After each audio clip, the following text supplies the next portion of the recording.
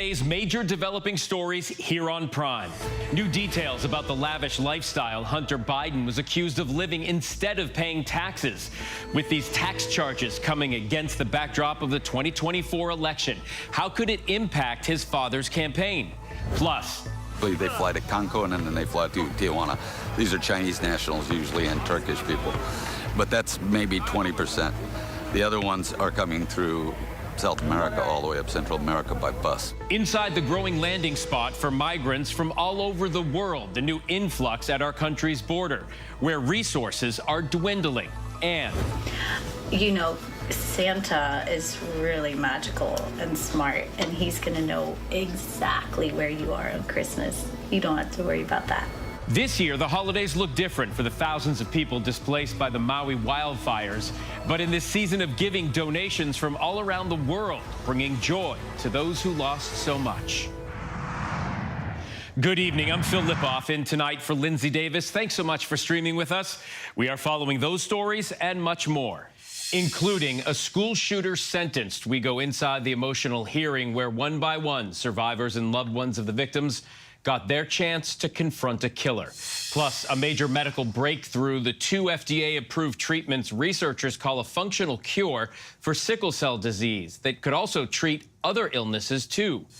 And iconic actor Willem Dafoe sits down with our Lindsay Davis to talk about his new dark comedy film, Poor Things, in which he plays a Frankenstein-esque doctor who brings a woman to life, then finds a real appetite for life. Our correspondents are fanned out across the world covering those stories and more for us tonight. But we begin tonight with that massive cross-country storm threatening millions of Americans from the Rockies to the Northeast. Heavy rain and snow causing this 18-vehicle pileup on I-70 in Colorado. Parts of that interstate shut down for hours. Snowplows at the ready and on the move in Washington state. Drivers there urged to be vigilant because of the treacherous road conditions. Snow also piling up in northern Utah. Crews working around the clock to clear streets there. Tonight, 11 states under winter weather alerts and a severe storm threat, including possible tornadoes for the south, with the front stretching all the way up the East Coast to New England. Leading us off tonight, senior meteorologist Rob Marciano. Rob, time it all out for us. All right, Phil, well, you saw the storm that came through yesterday is putting down some serious snow in the mountains. It's still there. We still have winter storm warnings that are posted for places like Utah, just outside Salt Lake City, Wyoming and Colorado, and the snows on the northern part of that front are flying in parts of the Dakotas. So this thing pushes into the plains tomorrow. The snows more or less go away, at least for temporarily, but it winds up and expands, and the rain gets heavy through the Tennessee and Ohio River valleys, and the severe storms could be a big deal, I think, tomorrow afternoon and evening, and the SBC has put out a threat area that includes a significant risk for tornadoes in places like Shreveport, Memphis, in through Nashville, and that would be through tomorrow afternoon and damaging winds in through tomorrow night.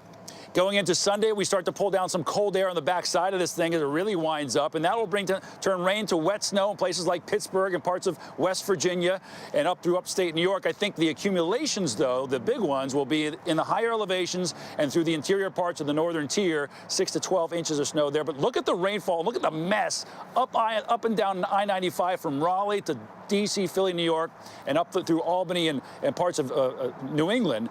We could see several inches of rainfall there. With those winds, trees and power lines will probably come down in spots. So prepare for power outages. And look at this massive flood watch up from Dover all the way up through the middle part of Maine. Over 40 million Americans in this flood watch, 2 to 3 inches of rain coming in a short period of time. So if your home has a tendency to flood in these kind of storms, you want to make preparations tomorrow, Saturday when it's dry, because it's going to be a mess starting Sunday afternoon right in through Monday morning. Phil? All right, that's an important heads up. Rob, thanks so much.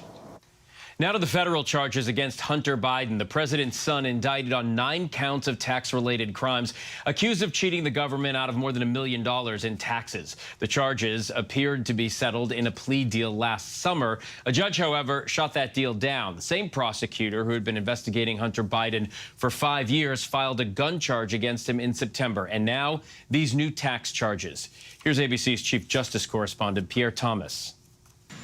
Heading out of the White House today, President Biden ignoring a barrage of questions about the new federal indictment against his son, Hunter. Any comment on the new charges against your son, Mr. President? The 9-count indictment, 6 misdemeanors and 3 felony charges accusing Hunter Biden of failing to pay $1.4 million in taxes from 2016 to 2019.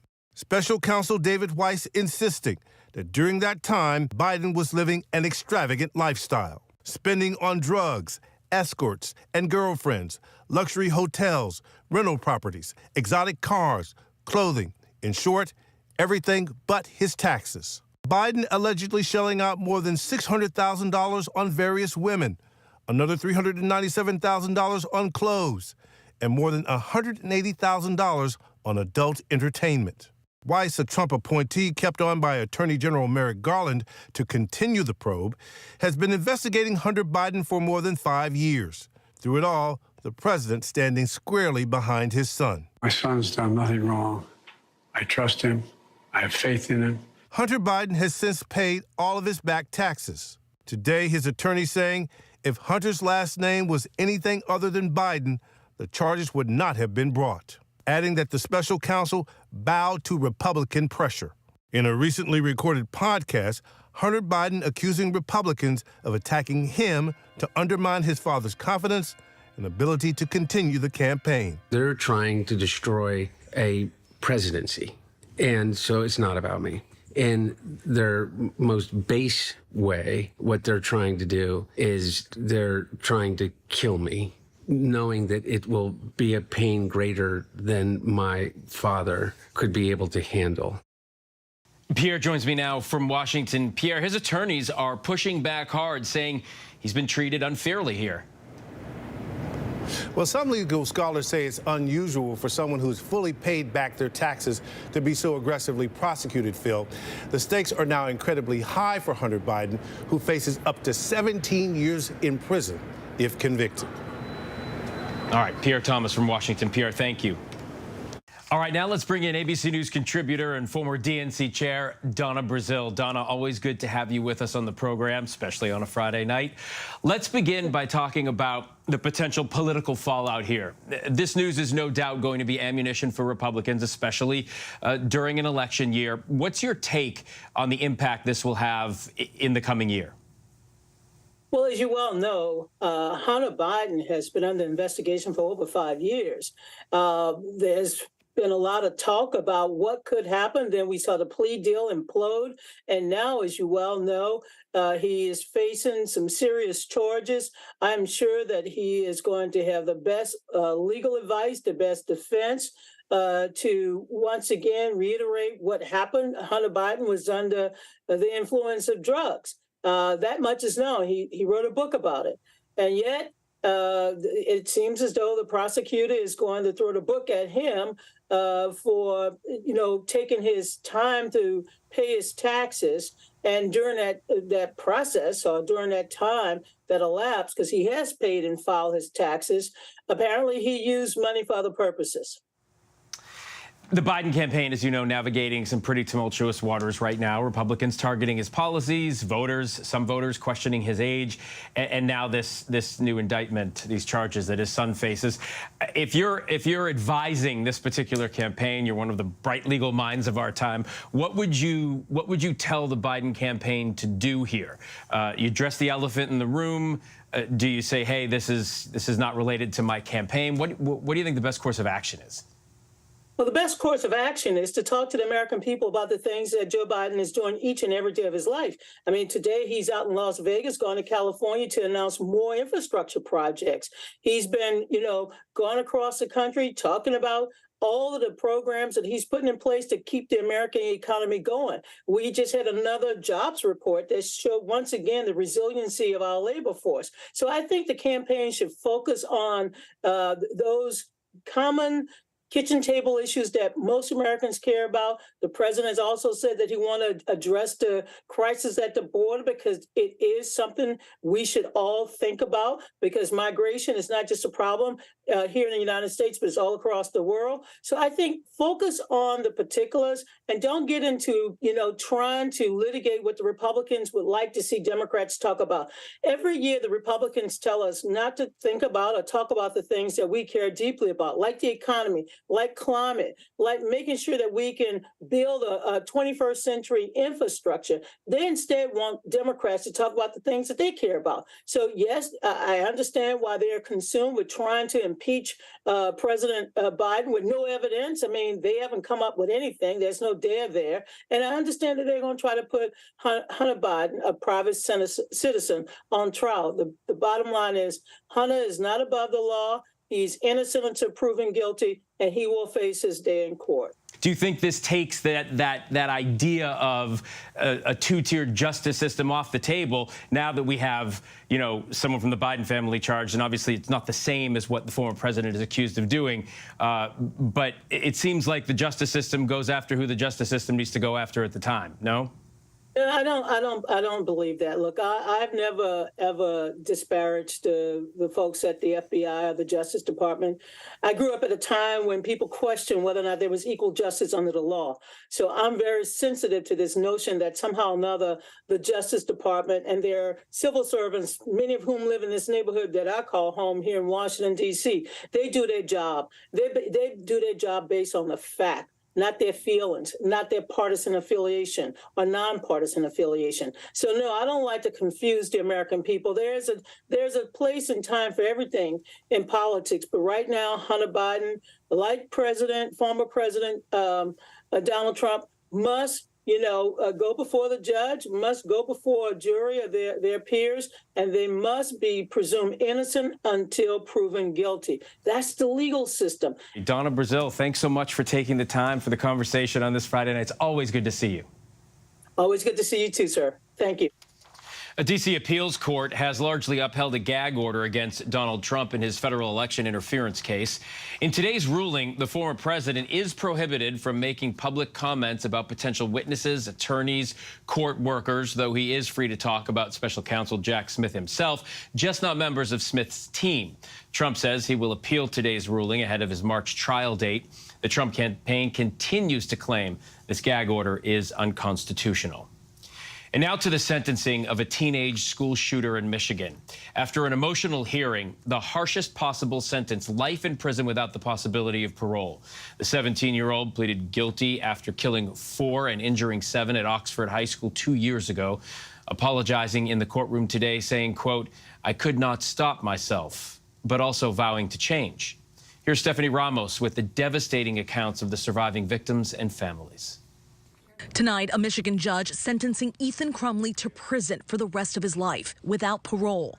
Crumley sat emotionless in his orange jumpsuit and chains, eyes lowered, while over 7 hours, more than 24 of his victims, their family and friends, pleading for the maximum penalty. Madison Baldwin, 17, one of the 4 Oxford High School students killed in November 2021. Her mother, Nicole, recalling the moment she identified her body. I looked through the glass. My scream should have shattered it. Madison's best friend, Madeline Johnson, was saving her a seat in class. And I waited and waited, and I finally realized that she was never coming. 17-year-old Justin Schilling shot point blank, protecting Keegan Gregory. They were trapped in the bathroom with the shooter. I felt then, and still feel now, the guilt of surviving. I know that if it wasn't Justin's life that was taken, it could have been mine. Buck Meir, in tears, a framed photo of his son, Tate, on the judge's desk, remembering waiting with his wife for news. She put her head in her hands and it said, "Not my baby boy." 16-year-old Tate rode with Kylie Osage to school that day. She was shot in the hallway. I thought a balloon popped. I turned and I fell right to the ground. Moving her hand, she felt Hannah St. Juliana behind her. I kept trying to reassure her. Someone will come help us. Don't worry. Just keep breathing. Just please stay with me. I said that to her 1,000 times. Hannah was 14. Her older sister, Raina. Instead of speaking at her wedding, I spoke at her funeral. Instead of fishtailing her hair for a game, I curled her hair in a casket. Crumley, who was 15 at the time of the shooting, addressing the court. I am a really bad person. I have done terrible things that no one should ever do. Then sentenced to spend the rest of his life in prison. Stephanie joins me now. Stephanie, what more can you tell us about the case that the defense team made here? And also, what about the shooter's parents? Well, Phil, Crumley's defense argued that he had a mental illness and that he should receive a sentence that included the possibility of parole. That did not happen. As for Crumley's parents, they were also charged in the shooting for providing their son with the gun and also for failing to recognize those warning signs. Their trials will begin early next year. Phil. All right, Stephanie Ramos tonight. Stephanie, thank you. And we are learning more about the sequence of events in another shooting in this country at the University of Nevada, Las Vegas, Wednesday night. Newly released 911 tapes detail the chilling moments by alleged gunman Tony Polito. Police racing to that scene and surveillance video capturing the shootout where an officer took Polito down. ABC's Matt Rivers in Las Vegas for us tonight. Tonight, bursts of gunfire and desperate pleas for help. 911 emergency. Just released 911 calls painting a chilling picture from the mass shooting on UNLV's campus. How many shots have you heard? Like 5. I'm hiding under my desk. I closed my door. It's locked. Have you heard anything else before or after? I heard some screaming. This call from a terrified woman hiding steps from the shooter in the business school. Okay. Who else is in the office with you? It's just me. My boss is working from home. It's just you and just yourself. Yeah, by myself. Officers arriving quickly. Security video capturing the shootout where an officer kills the gunman. All of a sudden, I hear shots, and some bullets hit this Ford Explorer, and there was a couple faculty. They huddled behind that SUV. Police say the alleged gunman, Tony Polito, had been rejected from professor jobs at UNLV and other Nevada schools before walking into the building armed with a pistol and a target list. Investigators believe when Polito couldn't find those targets, he shot 3 professors who just happened to be there. Tonight, we're learning the third victim killed was 69-year-old Naoku Takemaru, an associate professor of Japanese studies. And Matt joins me now. Matt, what more can you tell us about the letters that Polito sent to university personnel? Yeah, Phil, investigators say that they have tested the 22 letters that Polito allegedly sent to university employees around the country, but police say that after doing that testing, the white powder that was found in those envelopes turned out to be harmless. Phil. Matt Rivers from Las Vegas tonight. Matt, thank you. Now to the Israel-Hamas war. Israel is acknowledging a hostage rescue operation in Gaza failed and left 2 IDF soldiers seriously injured. Israel is stepping up its attacks, reporting strikes on 450 Hamas targets in the last day alone. On the ground, UN aid workers warn that Gaza is, quote, on the brink of full-blown collapse. All of this as the U.S. vetoed the ceasefire proposed by the UN, the United Nations today. James Longman from Israel again tonight. Tonight, as Israel intensifies its furious assault on Gaza, details are emerging about a failed operation to rescue hostages from Hamas. Israel says 2 IDF soldiers were severely injured and several terrorists killed when its forces raided a Hamas hideout, but no hostages were recovered. Hamas is claiming one of the hostages was killed in the firefight, but the IDF is not confirming the death. It comes as the Israeli government is on the defense over the detention of hundreds of men in northern Gaza. New images show these men stripped down to their underwear, hands tied behind their backs, sitting in rows, taken to Israel for interrogation. We're talking about military-aged men who were discovered in areas that civilians were supposed to have evacuated weeks ago. Now, those individuals will be questioned, and we will work out who indeed was a Hamas terrorist and who is not. Hani's brother Mahmoud was among those men. He says he has no affiliation with Hamas. The level of humiliation is unprecedented. Late today, Hani confirming Mahmoud, his son and their father were all released.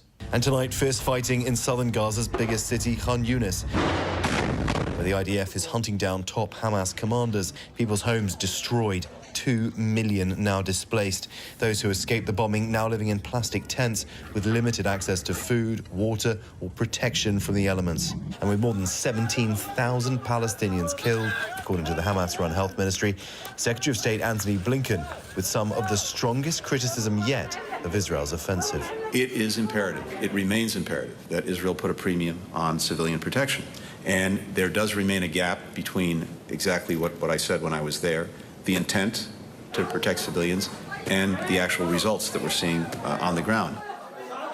James joins me now from Tel Aviv. James, what more can you tell us about this Israeli failed operation to free more hostages in Gaza? Well, details are pretty scant, Phil, but the IDF says they did kill Hamas fighters who were involved in the October 7th attack, although they didn't manage to rescue any hostages. 137 of them do remain in Hamas captivity. We've been speaking to the families of the hostages. They remain frustrated. There doesn't seem to be a deal on the table. Whether or not they would support this military action, this rescue operation, seems incredibly risky. I'm not sure, but what they want is a solution. They believe that the Israelis do have it in their power to bring their loved ones home. Phil? Yeah, they just want them home. James Longman from Tel Aviv. James, thanks. And now to that alarming incident in upstate New York. A suspect is in custody, accused of firing shots outside a synagogue hours before the first night of Hanukkah. The suspect, a 28-year-old Iraqi-born U.S. citizen, is charged with unlawful possession of a firearm. According to a criminal complaint, he fired 2 rounds from a shotgun into the air yesterday. Luckily, nobody was hurt.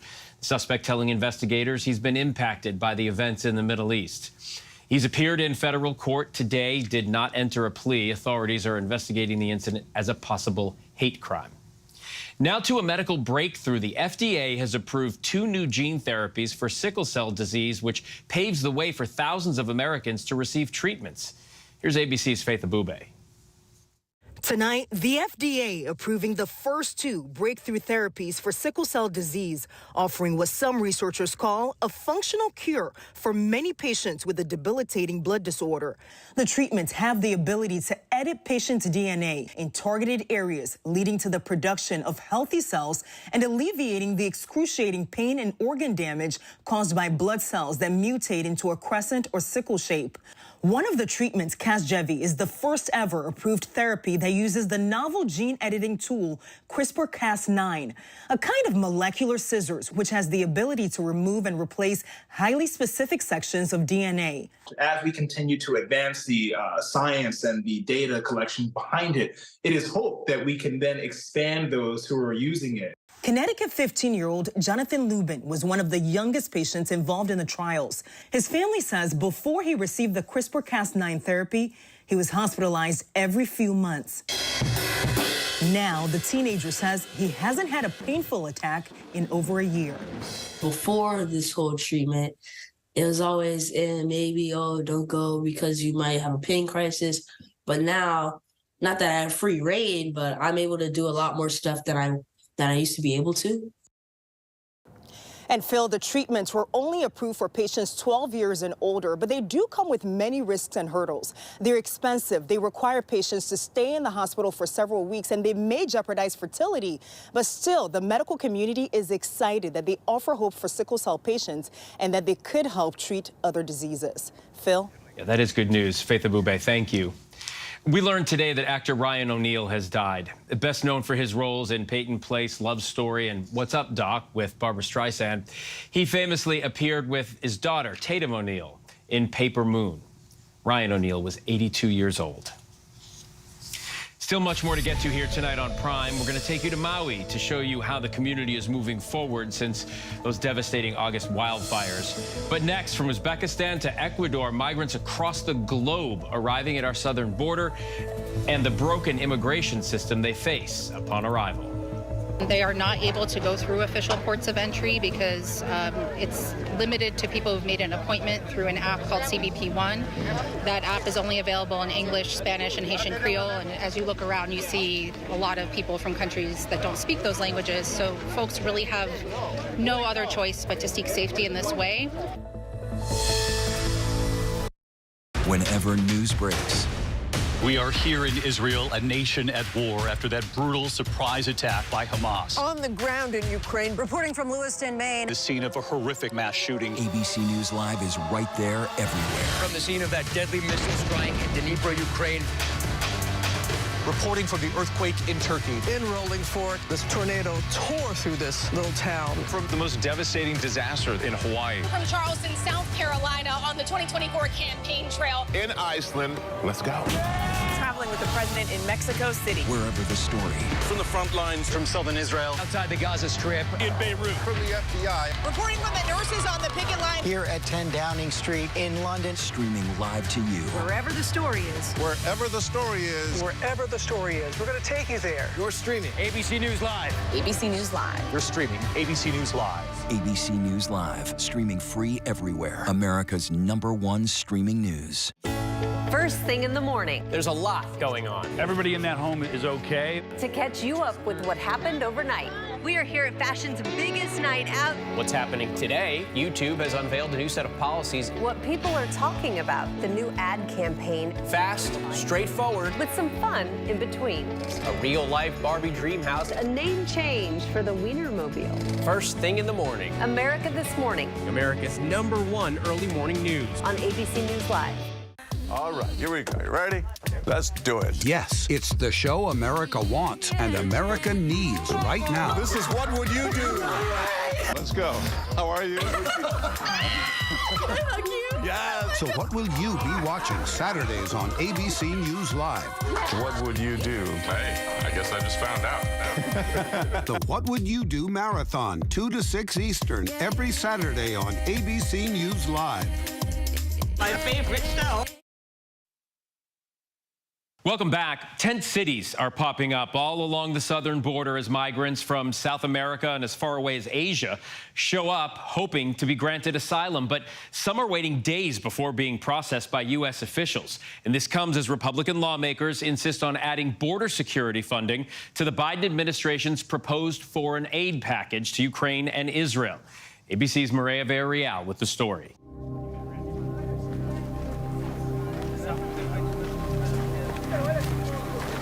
That is the official stadium point.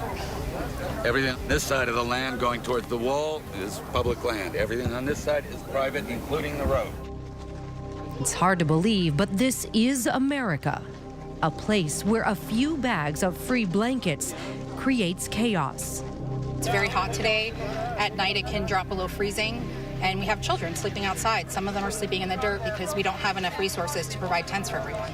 This small piece of land near the border wall in Jacumba Hot Springs, California, is the latest landing site for migrants from all over the world. Todos son de Colombia.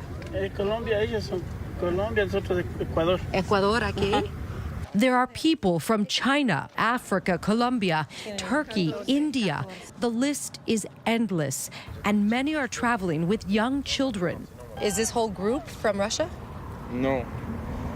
Вот эти вот люди, некоторые с Узбекистана, некоторые с России, с Чечни.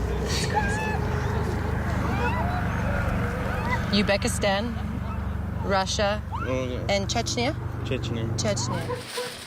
Every morning for the last 3 months, local resident Sam Schultz and a small band of volunteers cook up meals for more than 700 people, camping out in 3 locations around Jacumba. Everything you see here in terms of shelter has been supplied by the volunteers through our various organizations that have been supporting our efforts. Nearby, Border Patrol processing facilities are overrun, and shelters in San Diego are full, leaving agents in the field with limited options, relying on nonprofits like Al Otro Lado and volunteers like Sam to step in. These are places where Border Patrol brings migrants in who have turned themselves in and tells them to wait in these sites. Throughout the day, we watched smugglers make dozens of drop-offs near the wall, sending a stream of migrants into the camp. Likely this is where a lot of the migrant groups are coming through. You can actually tell that because of the evidence that's left behind, the clothing, the food wrappers, the water bottles. But on both sides of this wall, it's very evident there is very little law enforcement presence. You have a certain segment of the people that flew into Tijuana, and they've only been in Mexico for, days. Usually they fly to Cancun and then they fly to Tijuana. These are Chinese nationals usually and Turkish people. But that's maybe 20%. The other ones are coming through South America all the way up Central America by bus, most of them. Many migrants tell us agents have warned them if they leave, they could get picked up and deported, losing their chance to request asylum. They are not able to go through official ports of entry because it's limited to people who've made an appointment through an app called CBP1. That app is only available in English, Spanish, and Haitian Creole. And as you look around, you see a lot of people from countries that don't speak those languages. So folks really have no other choice but to seek safety in this way.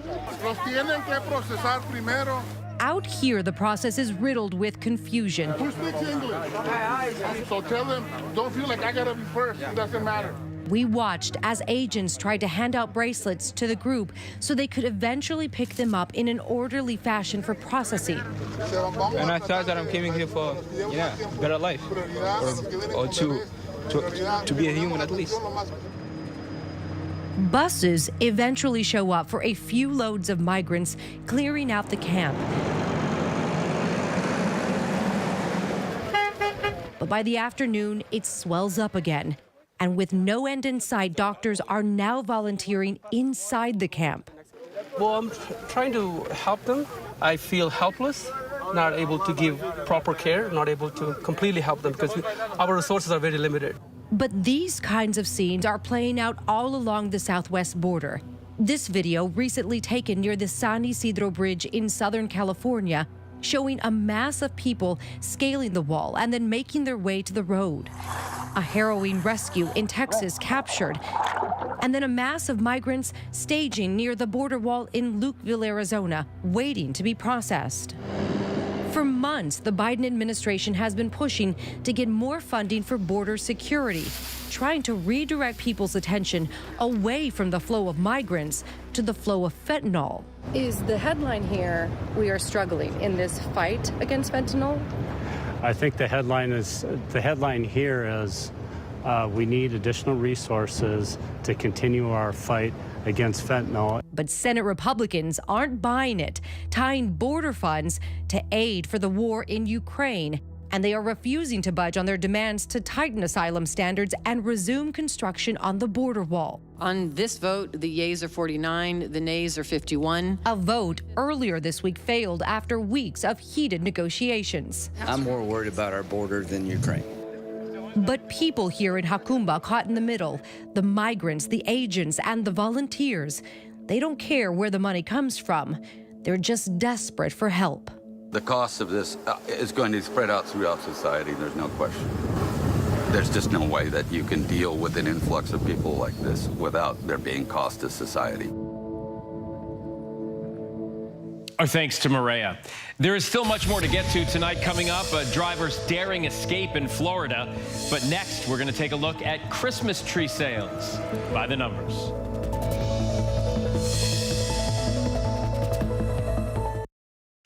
With so much at stake, so much on the line, more Americans turn here than any other newscast. ABC News World News Tonight with David Muir, America's #1 most watched newscast across all of television. This is ABC News Live. The crush of families here in Poland. At refugee centers. In Putin's Russia. On the ground in Ukraine. Close to the front line. From the capital. Destructive Cat 4 storm. Here along I-5. Boston is in the bullseye. Let's go. ABC News Live, America's #1 streaming news. Anytime, anywhere. Streaming 24/7, straight to you for free. Thank you for making ABC News Live America's #1 streaming news. From America's #1 news comes the all-new ABC News app. Breaking news, incredible video, faster, smarter, and customizable to your interests. If you love being in the know, you're gonna love this. Experience the all-new ABC News app. Download it now. All right, here we go. You ready? Let's do it. Yes, it's the show America wants and America needs right now. This is What Would You Do? Let's go. How are you? Yes. So what will you be watching Saturdays on ABC News Live? What would you do? Hey, I guess I just found out. The What Would You Do Marathon, 2 to 6 Eastern, every Saturday on ABC News Live. My favorite show. First thing in the morning. There's a lot going on. Everybody in that home is okay. To catch you up with what happened overnight. We are here at fashion's biggest night out. What's happening today? YouTube has unveiled a new set of policies. What people are talking about, the new ad campaign. Fast, straightforward. With some fun in between. A real-life Barbie dream house. A name change for the Wienermobile. First thing in the morning. America This Morning. America's #1 early morning news. On ABC News Live. You were good friends with Andy Cohen. He literally made you a star. He didn't make me a star. He made himself a star on the backs of all of these women. You called it the reality reckoning. Yes. Reality television exploits affairs, bankruptcy, falling off the wagon. They're clearly being exploited, but they are absolutely signing up for that. Are you biting the hand that fed you? It's time. Reality Reckoning, now streaming on Hulu. When the announcer calls my name, the world almost fades away. It's the biggest, it's the most famous dog event there is. Welcome to Crufts, the world's greatest dog show. The competition in dog dancing is very stiff. Here, every dog has its day on the dance floor. Dancing with my dog is the closest thing to magic. Our winner, Crufts 2023. The Secret Life of Dancing Dogs, now streaming on Hulu. It's lunchtime in America, so what are we serving up? Well, how about everything you need to know? You know, that sounds pretty good. Give it to me. Your health, your money, breaking news, pop culture, with the biggest stars, music, trends, and of course, good food. GMA 3, what you need to know. A third hour of GMA in the afternoon. So join us, afternoons. For everything you need to know. I love that. Reporting from the earthquake in Turkey, I'm David Muir. Wherever the story, we'll take you there. You're streaming ABC News Live. Welcome back. Holiday season is in full swing, and Christmas is a multi-billion-dollar business, as you know, with Christmas tree sales driving much of that spending. So let's take a look at it by the numbers. There are nearly 3,000 Christmas tree farms all across the U.S. that sell roughly 12 million trees a year. That's according to recent figures by the Department of Agriculture. In 2022, the U.S. imported roughly 3 million natural Christmas trees, in addition to the 20 million artificial trees also imported every year, according to the U.S. International Trade Commission. That agency also saying the price of an imported tree, artificial or natural, at wholesale prices was $22 last year. And according to data from the National Christmas Tree Association, people paid roughly $80 to $100 for their trees in 2022. And that means the markup on Christmas trees is roughly around 400 to 500%. Across the 15 million natural trees and 20 million artificial trees sold, we're talking about $3 billion of annual business in trees. And that is, of course, big business for sure. Happy holidays to everyone. And there's much more ahead here on Prime. Our Lindsay Davis sits down with actor Willem Dafoe to discuss his new film, Poor Things. A woman arrested after allegedly trying to torch the childhood home of a civil rights icon.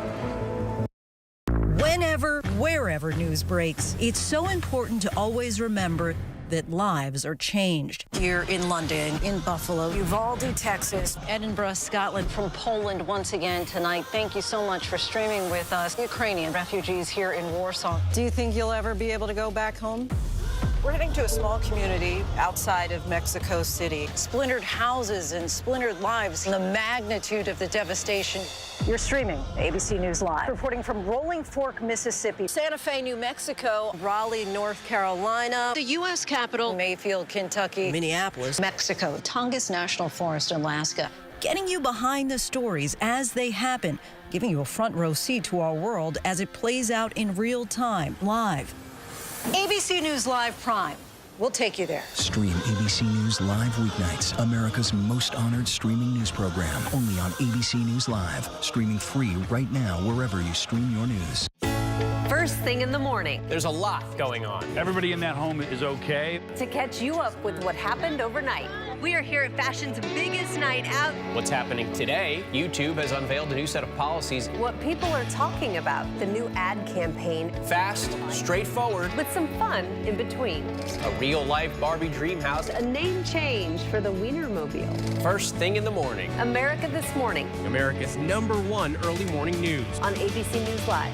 This is ABC News Live. The crush of families here in Poland. At refugee centers. In Putin's Russia. On the ground in Ukraine. Close to the front line. From the capital. Destructive Cat 4 storm. You're along I-5. Boston is in the bullseye. Let's go. ABC News Live, America's #1 streaming news. Anytime, anywhere. Streaming 24/7, straight to you for free. Thank you for making ABC News Live America's #1 streaming news. When the announcer calls my name, the world almost fades away. It's the biggest, it's the most famous dog event there is. Welcome to Crufts, the world's greatest dog show. The competition in dog dancing is very stiff. Here, every dog has its day on the dance floor. Dancing with my dog is the closest thing to magic. Our winner, Crufts 2023. The Secret Life of Dancing Dogs, now streaming on Hulu. Get ready, America, every Friday. The hottest trends, styles, and must-have. What's the right stuff to buy right now? I really love that. It's time to buy the right stuff. Yes! And save big time, too. The right stuff. Fridays on GMA. You're gonna love it. Why do so many people start their day here? From ABC News, this is Start Here. To be in the know and get a different take on the day's top stories. Start here. Now, that's a part of the story I bet you didn't see coming. Make it your daily first listen, wherever you get your podcasts. All right, here we go. You ready? Let's do it. Yes, it's the show America wants and America needs right now. This is What Would You Do? Let's go. How are you? Yes. So what will you be watching Saturdays on ABC News Live? What would you do? Hey, I guess I just found out. The What Would You Do Marathon, 2 to 6 Eastern, every Saturday on ABC News Live. My favorite show. Welcome back. A woman arrested for allegedly trying to torch Martin Luther King Jr.'s childhood home. The census looking to redefine disabilities, and Def Leppard and Journey hitting the road again. These stories and more in tonight's rundown.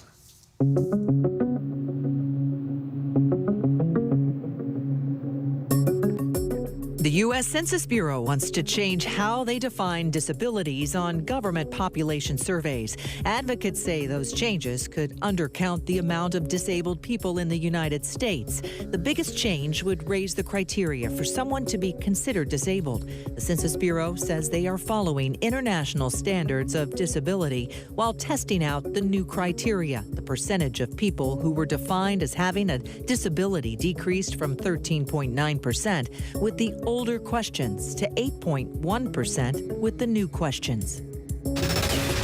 A woman allegedly attempting to burn down Martin Luther King Jr.'s childhood home has been arrested. According to Atlanta police, a 26-year-old was pouring gasoline on the front porch. Witnesses told police they thought she was watering the plants, but became suspicious when she didn't respond to their questions. A police report indicates the bystanders subdued her as she was flicking a lighter, trying to ignite the fuel. She's been charged with attempted arson and interference with a government property.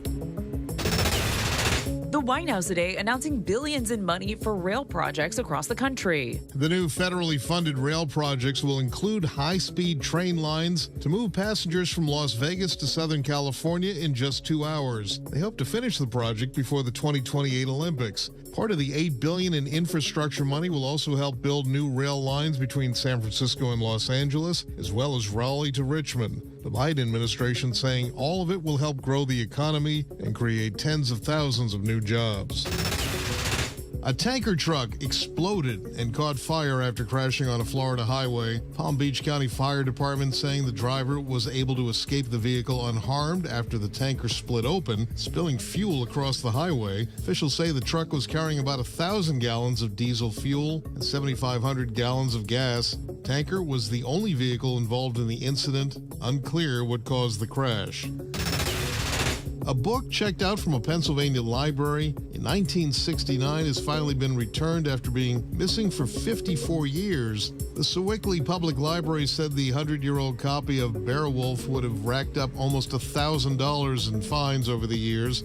Luckily, the library doesn't charge overdue fees anymore. The library offering a friendly reminder that it's never too late to return an overdue book.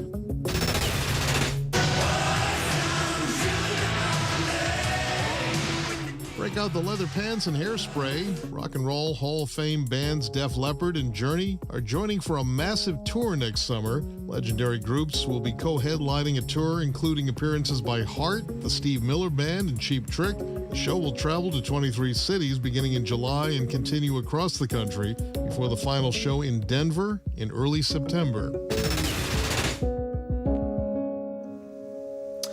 Tonight's 2-Hour 2020 has the story of 44-year-old Angela Bledsoe, a devoted mother, found shot to death in her New Jersey home. Police want to question her live-in boyfriend, James Ray, but he has disappeared, leaving behind a letter claiming he shot Bledsoe in self-defense after she pointed a gun at him. Investigators say clues found at the scene paint a different picture. There were 4 shots fired at Angela Bledsoe. 1 missed, 3 went into her body. 1 to the chest, 1 to the back, and 1 to the head. And forensic evidence often tells its own story. Howard Ryan is a crime scene expert who spent 25 years with the New Jersey State Police. We asked him to walk us through the evidence found at the scene. Don't miss Diary of a Killer tonight at 9 Eastern on ABC, streaming tomorrow on Hulu. There's a lot of films that bring people back to life, whether through miracles or a science experiment. The film Poor Things shows how an unorthodox scientist, played by Willem Dafoe, brings a young woman back to life using unconventional methods, who he later ends up building strong paternal feelings for. When his experiment on his sheltered subject doesn't exactly go according to plan, he has to figure out how to love even if it means letting go. ABC News' Lindsay Davis sat down with Willem Dafoe on the dark comedy fantasy and its whirlwind adventure. So I was able to watch Poor Things, and a friend of mine said to me, well, what's it about? And it was actually hard in the moment to think of, how do I succinctly say this without giving it all away? How do you describe the plot to someone? Basically, the story is there's a woman that has died, and I play a doctor, a scientist, unorthodox, and he's used to dealing with cadavers in his work, and this cadaver arrives, and he finds out that this woman has a child within her, and he sees this as a great opportunity to transplant the baby's brain in this woman's body. So the story really starts out with this 35-year-old woman with a baby's brain. Now, if that sounds silly, I suppose, I get it, but it's really beautiful because you've got a character then without social conditioning that learns very fast, is very curious, but she's also in this person is also in a woman's body.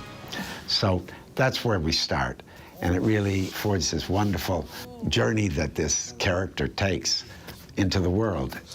I've actually heard it described as a female Frankenstein. But let me hold you there. No, that's cool. That's the setup. And we do lean on that for the initial part. But then it becomes something else. And also, you got to remember, in Frankenstein, they put a criminal's brain in this creature and reanimated him. My relationship with her is very beautiful. It's something beyond paternal. It's interesting because he's like a father figure, and he goes through kind of the stages that a parent might. You know, first he tries to cloister her and hold on to her, and then there's the time where she has to let go, and he chooses the higher love. What attracted you to Godwin Baxter?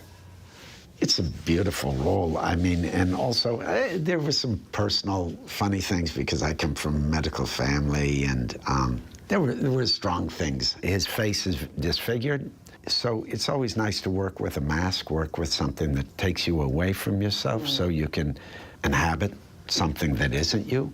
It's nice when you have those strong either challenges or restrictions. When I look at your career, it seems like you tend to take on dark characters. Is that something you seek out, or those roles come to you? You know, your choices are always a combination of what you seek out and what comes to you, always. But I think generally I do have an interest in you know, people that are in the margins. I wouldn't necessarily say dark, but they aren't. I'm interested in stories that I don't know, stories that aren't of my experience necessarily. And I think sometimes people that are on the margins can teach us things. I love these characters that may not be me, but I'm drawn to them, and they can be like transgressive. I'm not transgressive. I grew up in the Midwest. I'm middle class. I'm American. I'm not a crazy guy, but to go into those stories really helps you break certain shackles of conditioning. For example, you play this mad scientist. Don't say mad. This Don't scientist, say mad, please. This scientist. He's unorthodox. This, okay, so-called disfigured monster.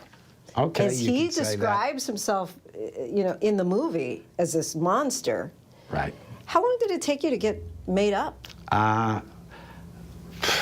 Long. I don't like to brag about it, but you know, like at the beginning, like 4 hours, and then 2 hours to remove it. Yeah. So it's a lot, but you accept it. It's part of the pleasure of being able to work with that kind of mask, you know, that kind of performing mask. Yeah, it's not fun, but there are, you know, there's gold at the end of the rainbow. I mean, there's a reason you do these things. All right, and my last question. When you read this script, did you immediately say, I'm in? I said, I don't remember precisely, but all I know is I like the movies of Yorgos very much, and I like Emma very much. I mean, I didn't know her personally, but I like her work. So when they called me up and explained what it was, I was like, cool. You know, I'm in. Willem Dafoe's new film, Poor Things, is out in theaters nationwide tomorrow. The holiday season is here, and for many of those displaced by the devastating wildfires on Maui, the most festive time of the year feels obviously different. But in the spirit of giving, there is help coming from across the world to provide some cheer while people adjust to their new normal. Our Becky Worley has the latest in our network-wide reporting initiative, Maui 808.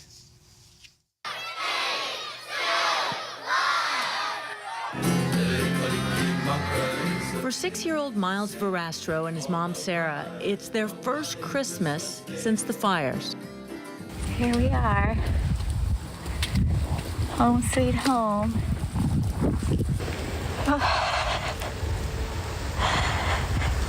They've been living in this hotel since then, but Miles worried Santa won't find them. You know, Santa is really magical and smart, and he's gonna know exactly where you are on Christmas. Like thousands of Lahaina residents displaced by the fire, the Verastros have received kokua, the Hawaiian word for help.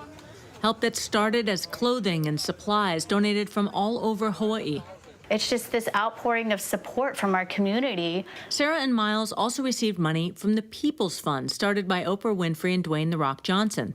The fund has given 3 payments to over 8,000 displaced residents, with a forthcoming payment just before the holidays. They're giving $1,200 a month. For us, that's our rebuild.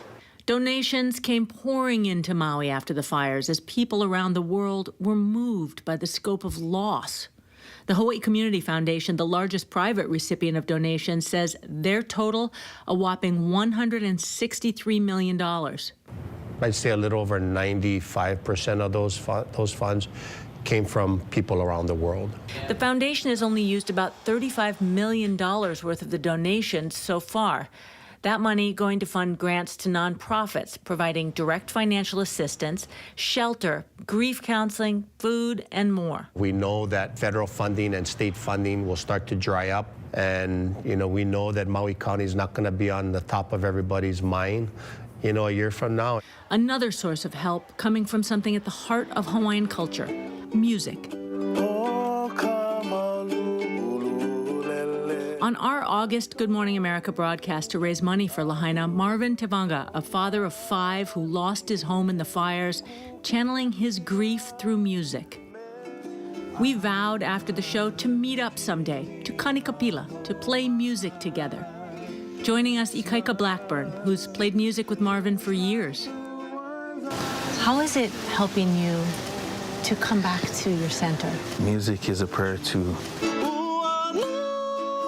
Ikaika is a Maui Fire Department captain who fought the fire in Lahaina. It's just one of those things where you were surrounded by fire and by helplessness. His connection to the people in Lahaina so deep. You know, one of the first people I texted was Mark. You know, I didn't know he wasn't home at the time, but I texted and I just kind of told him, sorry. You know, it's my brother. And this famous song about Lahaina, Puamana, it feels like a living, happy memory of the now devastated town. But with help, the people are bouncing back. You're like a bouncing ball. You just boing. You're resilient, aren't you? Yeah, I'm very resilient. Our thanks to Becky Worley for that. And that's our show for tonight. I'm Phil Lipoff. Good night.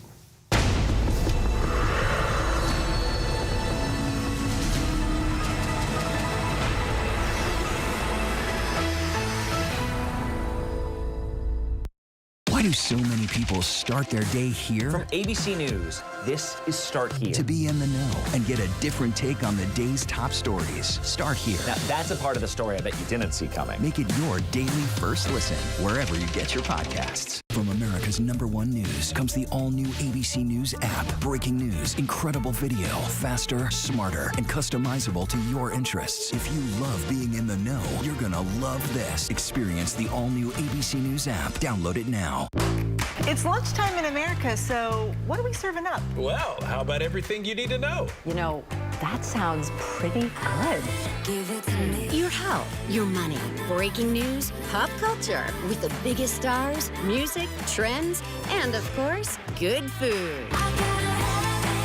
GMA 3, what you need to know. A third hour of GMA in the afternoon. So join us, afternoons. For everything you need to know. I love that.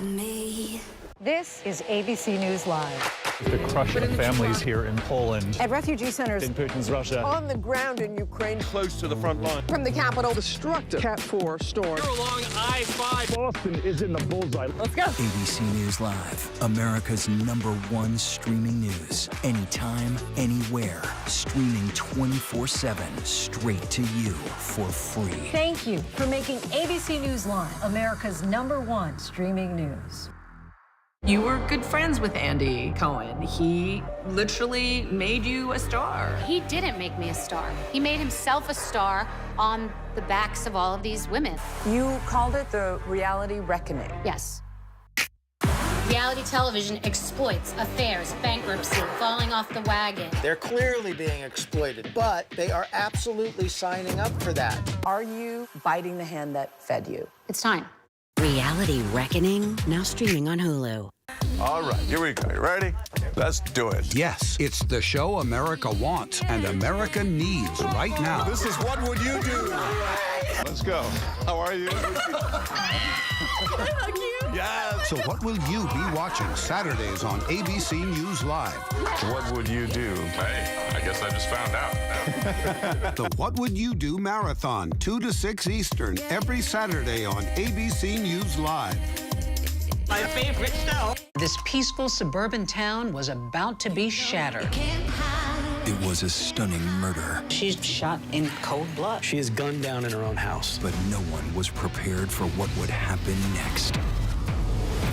Now, a killer and the diary he kept. He was writing this like an adventure story. The lies told, the secrets kept. Diary of a Killer. This is a huge twist. Oh my God. The all-new 2020, tonight at 9/8 Central on ABC.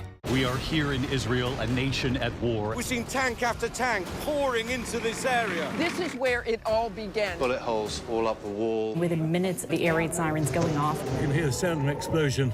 We are pinned down here. Tonight, Israel waging a fierce bombardment of Gaza. The Israel-Hamas war. For non-stop live coverage, stream ABC News Live. Reporting from southern Israel. From the front lines. In downtown Ramallah. In Beirut. Wherever the story is, we'll take you there. ABC News Live.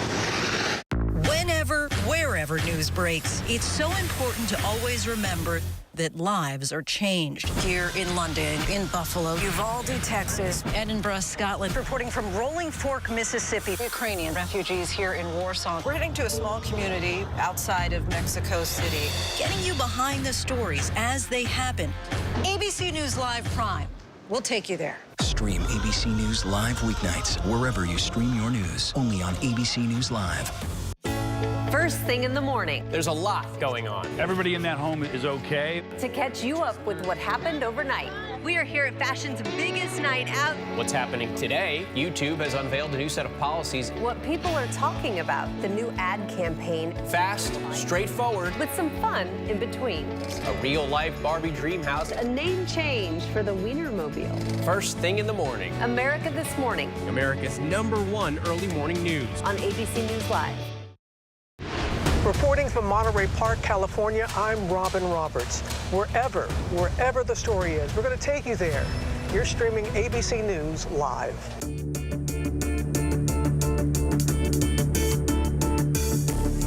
America's nuclear history is a complicated one. The same weapons praised for winning wars and protecting democracy are also responsible for countless deaths. For communities right here in the Southwest, many of them also believe the race to create the world's most effective weapons is what's responsible for decades of health issues caused by radiation exposure. And while pop culture has this long-standing fascination with the process of building the atomic bomb, the stories rarely told are of the communities living near the test site, the people living near this test site. Since that day, families have been plagued with cancers and other serious health conditions going back generations, something they blame on the radioactive fallout. A blast witnesses say covered the entire night sky and forever changed their lives.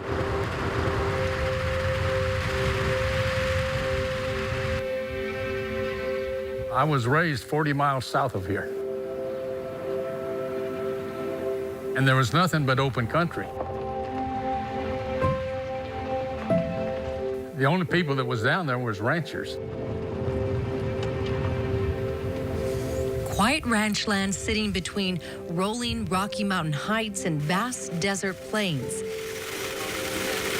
This is New Mexico. Our great-grandfather, Prisciliano Pino, and his wife first homesteaded here at the end of the 1800s, maybe. They fed themselves by having chickens and hogs and goats and things like that. In the late 1800s, before New Mexico was a state, the land was already populated by farmers and ranchers who made a home in the land of enchantment. But these sparse, scenic vistas also attracted the U.S. government and a top-secret scheme to win the nuclear arms race, using radioactive materials like plutonium and uranium